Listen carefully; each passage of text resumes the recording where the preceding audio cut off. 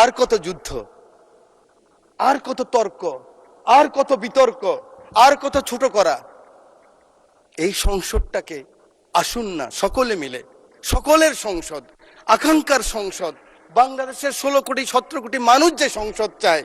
আমি এখানে যত কথাই বলি, আমি মনে করি আপনাকে ঘায়েল করেছি, আপনি মনে করেন আমাকে ঘায়েল করেছেন, কিন্তু বাংলার কৃষক, বাংলার শ্রমিক, বাংলার জেলে সে কিন্তু বোঝে আমার কথা সঠিক না আপনার কথা সঠিক। পরের জন্য যুদ্ধ করেছি অনেক, এবার তোমার আর আমার যুদ্ধ।